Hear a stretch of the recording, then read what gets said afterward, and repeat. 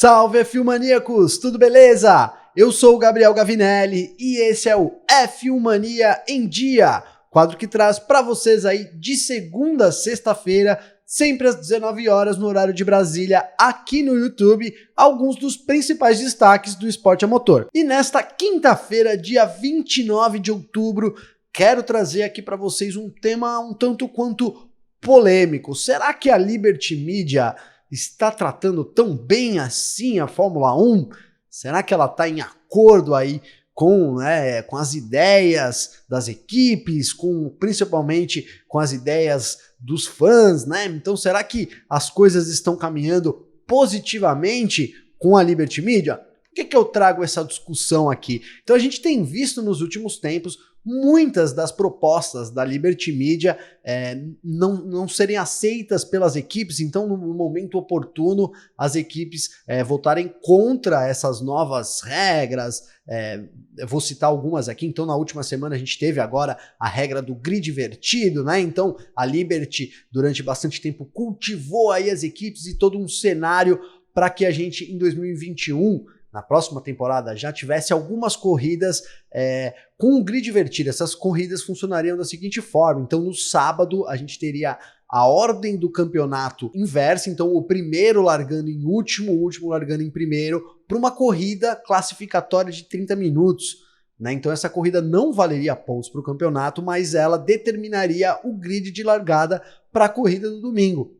Né? E então isso durante bastante tempo a Liberty foi tentando aí cultivar com as equipes, mas a gente teve nessa semana então todas as equipes votando contra a medida, uma medida que não agradou muitos fãs. Também não vi ninguém pedindo por essas corridas de grid invertidos, não vi ninguém gostando tanto assim da ideia. Agora então eles já lançaram também aí uma ideia para 2023, a Liberty, né, de que então a gente tem um congelamento do salário dos pilotos, não podendo ultrapassar 30 milhões de euros aí entre a dupla.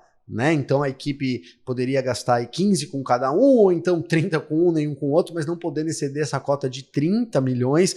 Não sei como vai ser a recepção das equipes. Eles buscam então que o esporte seja mais sustentável, mas eu acho que isso começa a entrar já até no pessoal dos pilotos. Enfim, é uma medida que a gente tem tantas outras coisas para ver, né? E a Liberty começa a se preocupar com certas coisas que não vão agradando a mim. Imagino que também não vejo muita gente reclamar, e queria também saber a sua opinião, né? Se vai agradando você, então escreve aqui abaixo. Né? E na verdade é isso. Então a Liberty parece hoje que está meio em desacordo com os fãs, em desacordo com o pensamento da Fórmula 1. Essas ideias vão contra o DNA da Fórmula 1, então, como eu disse, não vejo ninguém assim dizendo, poxa, essas ideias da Liberty, né, nenhuma vem passando, isso é lamentável. Muito pelo contrário, parece que eles querem tornar a coisa com uma outra cara tão diferente que a gente fica em dúvidas sobre até uma possível continuidade, né, da Fórmula 1, principalmente sobre os moldes que a gente tem atualmente, né? Então você, por exemplo, a corrida de classificação, você premiar o último colocado largando na pole, mesmo que isso não valha pontos para o campeonato, isso pode determinar várias situações. Você premiar o último colocado não tem muito sentido dentro de uma corrida, né, onde as pessoas lutam para ser a melhor, tanto as equipes, tanto os pilotos lutam para ser os melhores, e aí eles serem então premiados, entre aspas, com uma última posição, vai muito contra o DNA da Fórmula 1, né? E agora falando também sobre uma notícia que a gente teve hoje, então nessa quinta-feira, né, a Anistia Internacional já está de olho aí no Grande Prêmio da Arábia Saudita, né? Pois é, um provável, né, talvez um grande prêmio, a gente tem um grande prêmio em 2021 na Arábia Saudita.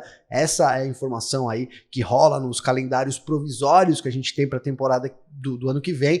Mas então a Anistia Internacional alega, obviamente, né, que o país não atende aos requisitos, né, não respeita os seus cidadãos, essa a palavra, né? Então que a gente tem problema ali, problemas humanitários, muitos problemas, né, problemas grandes nessa área, né? Então a gente sabe, por exemplo, como que é a situação das mulheres, como elas são vistas pela lei na Arábia Saudita. É extremamente diferente dos homens, é um tratamento diferente. Então, por exemplo, a gente teve, alguns anos atrás, a permissão para que as mulheres pudessem dirigir né?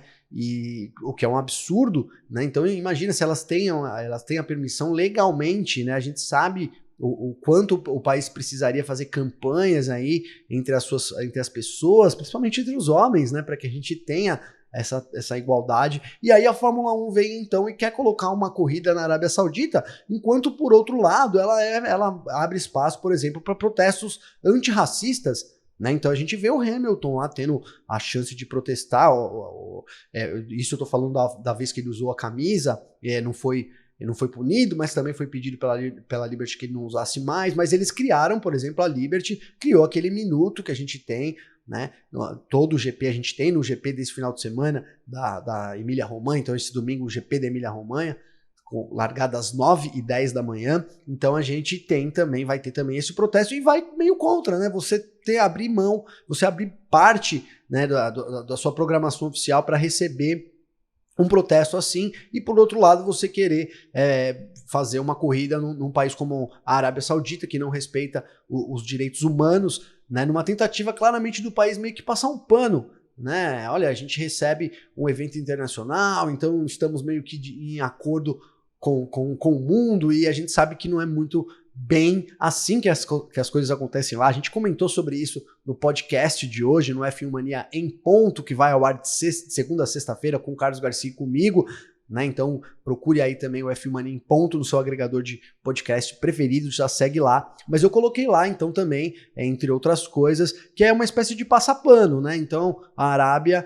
e a Fórmula 1 vão fazer uma corrida lá para dar uma passada de pano e tampar esses problemas, né, tão graves que o país enfrenta, principalmente no quesito direitos humanos. Então eu vejo hoje a Liberty Media, né, meio que correndo fora, né, principalmente do que os fãs da Fórmula 1 desejam, né? Então, por exemplo, outro exemplo aqui, Interlagos. Né, Interlagos, uma pista tradicional que se preparou, a gente tem uma estrutura fantástica em Interlagos agora, lá no último ano então que a gente teve a cobertura do paddock, ficou realmente sensacional, e a gente corre o risco, é provável que a gente não tenha uma corrida lá nem no próximo ano, e aí sabe-se Deus, né, sabe quando isso poderia retornar ao calendário, se é que retornaria, uma pista que é tão aclamada pela crítica, pelos fãs, pelos pilotos. Então não sei até que ponto a Liberty Media está aliada com as ideias das equipes e dos pilotos. Quero saber a sua opinião, então escreva aqui abaixo, vamos bater um papo sobre isso. A Liberty Media está de acordo com o pensamento dos torcedores e das equipes? Ela está seguindo a tendência certa, ou o caminho que a Liberty Media vem traçando é um caminho que não agrada a você também? Responda aqui então pra gente, vamos bater um papo sobre isso. E claro, se você gostou do vídeo, está comigo até agora, clica no curtir, é muito importante pra gente, fortalece o canal, faz com que o YouTube também considere esse vídeo relevante, né, e apresente para mais fãs de automobilismo, assim como você. Então eu volto amanhã com mais notícias sobre a Fórmula 1, o esporte a motor em geral. Um grande abraço e até mais!